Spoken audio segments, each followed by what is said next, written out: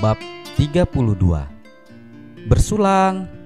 Denting suara gelas yang beradu serta tawa dari semua orang yang mengisi meja di salah satu pojok kafe yang ada di kota Paris terdengar begitu riang. Terlihat Anna, Dr. Lee, Eric, Jason, dan Kim Soju tengah merayakan kemenangan kasus perebutan hak asuh Alice. Iya, tadi siang pengadilan negeri Paris telah memutuskan hak asuh Alice tetap berada di tangan Anna sampai Alice berumur 18 tahun dan dianggap dewasa untuk memilih di mana ia akan tinggal. Pengadilan juga memutuskan kalau Billy sebagai ayah biologis Alice berhak untuk bertemu dengan putrinya. Dengan adanya hak itu, maka Billy juga memiliki kewajiban, yaitu memberikan tunjangan kepada Alice walaupun Anna telah menolaknya. Tapi keputusan pengadilan tidak bisa diganggu-gugat dan itu sedikit banyak menjadi beban baginya. Jadi, sekarang tidak ada lagi yang bisa memisahkan kalian berdua, ucap Dr. Lee sambil tersenyum menatap Anna yang juga ikut tersenyum lega. Terima kasih, ini semua tidak akan terjadi tanpa bantuanmu, ujarnya dengan senyum lebar menatap pria yang selama ini selalu ada di sampingnya melewati masalah ini. Jangan lupakan aku, celetuk Soju yang membuat mereka berdua menatap pengacara tampan yang tersenyum miring dengan alis diangkat. Melihat itu, Dr. Lee berdecak sambil menggelengkan kepala, sedangkan Anna menatap teman-teman barunya itu dengan senyum lebar. Iya, tentu saja, aku tak akan melupakan jasa kalian semua, ucapnya tulus. Aku harap kalian bisa datang ke Ribeauville, jadi aku bisa meminta Mama Sri untuk memasak makanan yang enak dan aku akan meminta Jared mengeluarkan anggur terbaiknya. Seruan kebahagiaan terdengar dari para pria, tapi tentu saja tidak dari Eric yang hanya tersenyum simpul yang merupakan ciri khasnya. Aku harap aku bisa ke sana, tapi aku harus segera kembali ke Korea. Aku libur terlalu lama, ujar Kim Soju sambil menyandarkan badannya santai. Kapan kau akan pulang? Tanya Dr. Lee sambil menatap pria yang kini tengah menyesap minumannya. Besok pagi. Dan kapan kalian ke Korea? Lanjutnya sambil menatap Anna dan Dr. Lee. Kau harus mengenalkan mereka kepada keluargamu. Ucapan pengacara sekaligus teman baik Dr. Lee membuat keduanya saling pandang dan tersenyum hambar. Dr. Lee kemudian menyesap minumannya sambil menatap kejauhan, sedangkan Anna hanya tertunduk menatap jari-jari tangannya di atas pangkuan. Hatinya berdesir ketika mendengar ucapan pria dengan aura manly yang sangat kuat itu. Dalam hati terdalam, ia sangat ingin bertemu dengan keluarga besar suaminya itu, layaknya seorang menantu yang ingin mengenal mertuanya. Tapi lagi-lagi sepertinya itu adalah hak istimewa yang tak mungkin bisa dia rasakan. Seperginya Dr. Lee ke Korea, maka berakhir pula statusnya sebagai seorang istri. Bahkan di hari pernikahannya, selain surat pernikahan mereka yang telah terdaftar, ia juga menerima formulir pengajuan perceraian kosong yang hanya tinggal diisi nama mereka dan tanda tangan saja. Maka tali pernikahan itu pun akan berakhir. Miris, tapi itulah hidup yang harus ia jalani. Merasa ada yang janggal, Kim Soju menatap Jason dan Eric, tapi keduanya hanya menggelengkan kepala, yang artinya kalau ia tak boleh membahas itu lebih lanjut. Mungkin nanti setelah kontrakku di sini selesai. Akhirnya Dr. Lee menjawab pertanyaan itu setelah terdiam beberapa saat. Akhirnya makanan datang juga.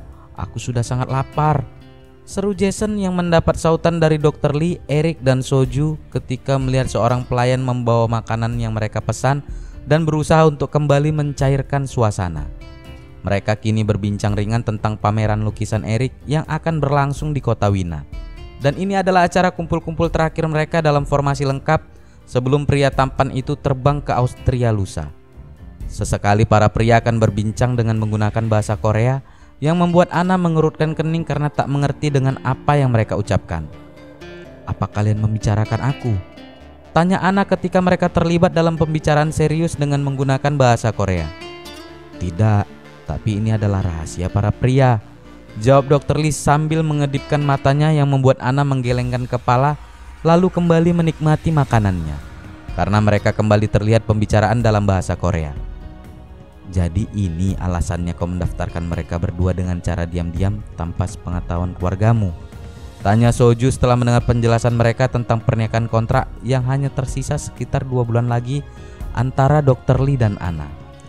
Iya, karena aku tahu mereka akan menentang ide ini. Tentu saja mereka akan menentangnya, ujar Soju dengan nada tak percaya kalau temannya memiliki ide seperti ini. Tapi menurutku, cepat atau lambat ayahmu akan mengetahui tentang hal ini. Bahkan mungkin sekarang dia sudah mengetahuinya. Erik menyambung ucapan Jason yang mendapat anggukan setuju dari Soju. Dan bagaimana dengan keluarganya? Apa mereka tahu kalau putri mereka akan kembali menjadi janda dalam waktu 2 bulan ke depan? Soju kembali bertanya yang membuat Jason dan Erik menatap Dr. Lee menunggu jawaban darinya. Tidak, mereka tidak mengetahuinya. Aku akan memikirkan cara untuk menyampaikan masalah ini kepada mereka nanti ketika saatnya tiba, jawab Dr. Lee membuat ketiga temannya saling pandang. Aku tahu kau gila, tapi aku tak tahu kalau kau akan segila ini, ucap Kim Soju. Aku hanya ingin menolongnya. Dia sudah terlalu banyak mengalami kesusahan selama ini. Aku rasa kau akan melakukan hal yang sama kalau kau melihat bagaimana dia terluka selama ini. Tapi tidak dengan cara menikahinya. Kalau kau tidak mencintainya, apa kau tidak pernah berpikir kalau dia akan benar-benar mencintaimu? Dan ketika kalian berpisah, itu hanya akan membuatnya terluka untuk kesekian kalinya, ujar Soju sambil menatap Dr. Lee serius. Membuat semua orang terdiam karena apa yang diucapkan pengacara itu benar adanya. Sebenarnya itu bukan ide Soyuk, tapi ide orang itu, ucap Jason sambil menunjuk Erik dengan kepalanya, membuat semua orang menatap ke arah pria yang terlihat tanpa ekspresi menerima tuduhan itu. Aku? Tanyanya polos. Iya, kau, jawab Jason membuat Erik mengangkat alisnya terlihat berpikir beberapa saat. Kapan? Aku tak pernah mengatakannya, ujarnya polos. Kau mengatakannya saat di kamar hotelnya dulu. Jason mengangguk membenarkan apa yang dikatakan Dr. Lee. Saat itu aku hanya mengatakannya saja, tapi kau langsung menyetujuinya. Dan kau, ucapnya sambil menatap Jason, kau mendukungku saat itu. Kau, seru Soju sambil menatap Erik. Kau adalah otak kejahatan, ucapnya yang mendapat protes dari Erik. Kau, kini pengacara itu menatap Jason. Kau adalah kaki tangan otak kejahatan. Dan kau, ia menatap Dr. Lee tajam. Kau adalah eksekutor, pelaku kejahatan. Dan kau, seru Erik sambil menunjuk Kim Soju dengan sendok. Kau adalah pengacara para penjahat, ucapnya membuat yang lainnya tertawa. Tapi tidak pengacara itu yang kini mendumel karena baru menyadari kalau ia juga merupakan bagian dari aksi kejahatan itu. Apa yang kalian tertawakan? Tanya Ana dengan wajah bingung menatap keempat pria tampan di hadapannya. Tidak apa-apa, kami hanya bercerita tentang masa sekolah dulu, jawab Dr. Lee sambil menatap Ana yang mengangguk mengerti. Kalian pasti sangat nakal waktu sekolah dulu, ujar Ana sambil memperhatikan keempatnya. Kau salah, kami adalah murid yang sangat baik, ucap Kim Soju yang disambut tawa teman-temannya. Aku tak percaya itu. Kalian pasti murid nakal yang dibenci para guru, tapi idola para gadis, ucap Ana dengan penuh keyakinan. Kau benar. Bisa kau tebak siapa ketua geng kita? Tanya Jason sambil menatap Ana dengan sorot mata iseng. Pengacara kita. Semua orang tertawa mendengar jawaban Ana yang terlihat bingung. Aku salah? Tanya Ana yang dijawab anggukan oleh Dr. Lee. Aku perkenalkan kepadamu ketua geng kita yang sangat ditakuti oleh geng sekolah lain, ujar Kim Soju sambil menunjuk Erik yang hanya mengangkat bahunya santai. Erik? Tidak mungkin, seru Ana tak percaya. Oh, percayalah, dia seperti pembunuh berdarah dingin, ucap Dr. Lee yang semakin membuat Ana menganga tak percaya. Tapi yang paling sering berkelahi karena seorang perempuan adalah suamimu, ujar Jason yang membuat Ana kini menatap Dr. Lee sambil membelalakkan mata tak percaya. Bukan aku, tapi dia. Dr. Lee berusaha membela diri sambil menunjuk Erik yang menggelengkan kepala. Jangan percaya omongannya. Dia paling sering berkelahi karena perempuan. Erik, dia yang paling sering mematahkan hati perempuan karena menolak mereka. Sedangkan Soju, dia sering berkelahi karena kalah main game. Dan aku adalah yang paling setia, ucap Jason sambil tersenyum lebar bangga pada dirinya sendiri. Jangan percaya, Dia paling parah karena paling sering bolos dan paling sering karena hukuman di sekolah, ujar Kim Soju yang mendapat anggukan dari semuanya. Tapi pada akhirnya kami berempat akan menerima hukuman yang sama, ucap Erik yang kembali membuat semua orang tertawa sambil menganggukkan kepala. Karena pada akhirnya kami semua akan ikut bolos bersamanya. Dr. Lee berkata di antara tawanya mengenang masa-masa ketika mereka masih remaja dengan segala kenakalan khas remaja. Ana ikut tersenyum menatap 4 sekawan itu yang kini kembali terlibat dalam pembicaraan masa-masa sekolah dulu. Ia bisa membayangkan seperti apa mereka berempat ketika sekolah dulu. Dengan wajah dan penampilan seperti mereka, maka sudah bisa dipastikan kalau mereka adalah kelompok populer di sekolah ini. Percakapan mereka membuat Ana ikut berkelana pada masa-masa sekolahnya dulu. Seandainya ia bisa memutar waktu, ia tidak akan menyiakan masa itu. Ia akan menghabiskan waktu layaknya remaja pada umumnya yang hidup seolah tanpa beban. Ia akan menikmati kebersamaan bersama teman-temannya, tertawa bersama dengan bebas, menjalaninya sebaik mungkin tanpa akan ada penyesalan di akhir. Tapi sungguh miris ketika ia pulang ke Indonesia, di mana berita-berita di TV hanya diisi oleh kekerasan, bahkan tidak sedikit pelaku kekerasan adalah para remaja dan anak di bawah umur. Perundungan, pelecehan seksual, tawuran, dan banyak lagi. Saat ini mungkin mereka hanya merasa kalau itu adalah hal yang keren, yang membuat mereka merasa menjadi superior. Tapi mereka tidak tahu kalau itu hanya akan menjadi sebuah penyesalan di kemudian hari yang tak bisa diubah lagi dan bisa menghancurkan masa depan mereka. Sama seperti dirinya sendiri yang telah menghancurkan masa depannya sendiri dengan melakukan seks bebas sebelum nikah. Dan lihat apa yang dia dapatkan sekarang. Dia harus menghapus mimpinya untuk menjadi seorang dokter. Dia bahkan pernah diusir keluarganya sendiri dan harus hidup sebatang kara di negeri orang tanpa sanak saudara. Ya, semua itu adalah efek dari apa yang ia lakukan di masa muda. Masa-masa ketika ego berada di puncak tertinggi dan merasa paling hebat. Tapi kini ia telah melewatinya dan belajar dari pengalamannya sendiri.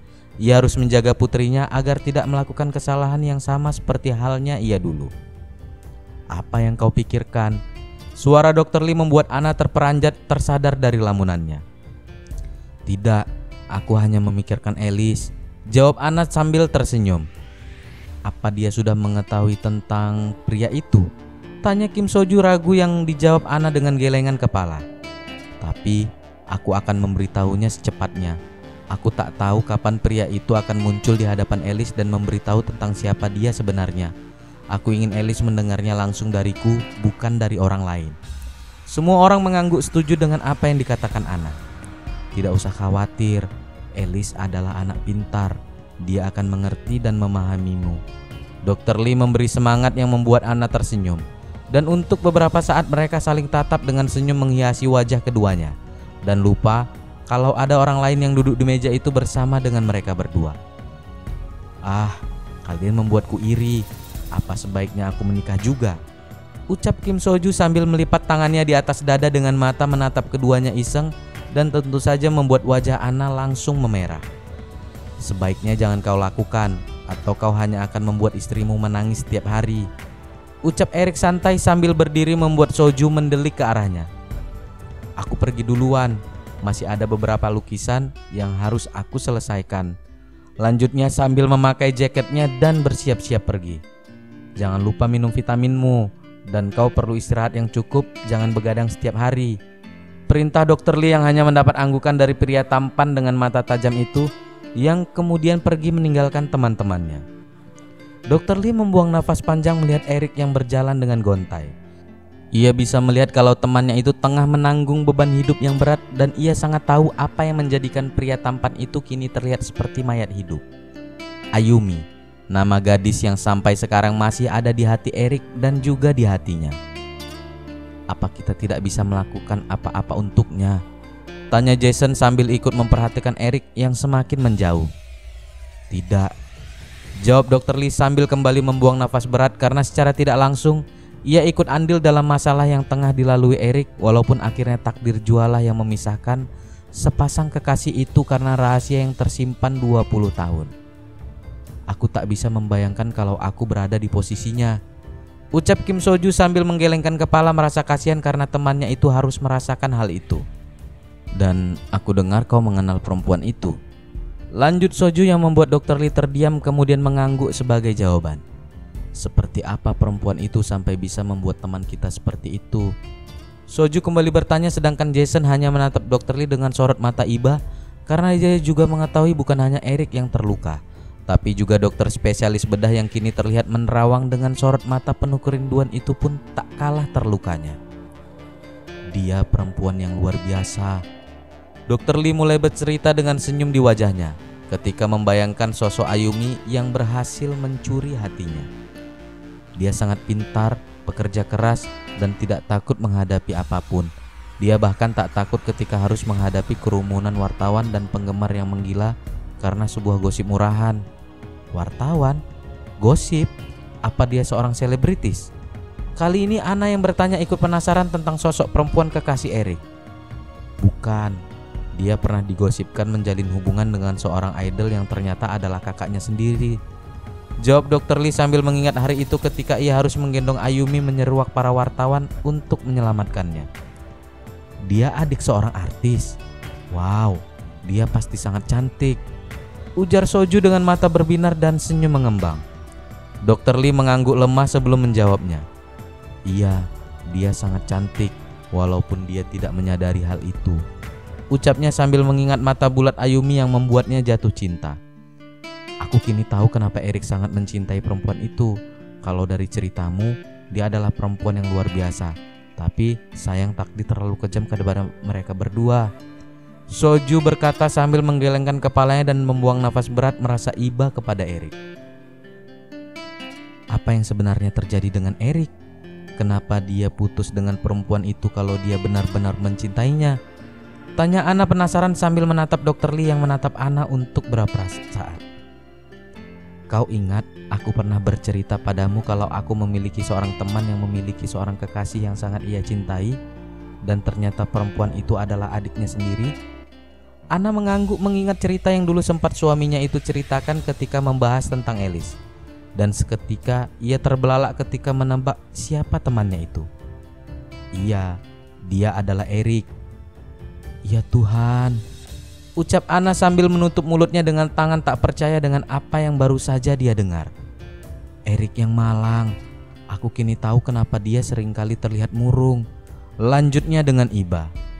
Dan perempuan yang ia cintai itu adalah Ayumi. Seketika jantung Anna seolah berhenti berdetak ketika mendengar Dr. Lee menyebutkan nama perempuan yang Eric cintai sama dengan nama kekasih pria yang kini berstatus sebagai suaminya itu. Ia menatap pria di sampingnya dengan mata terbelalak tak percaya.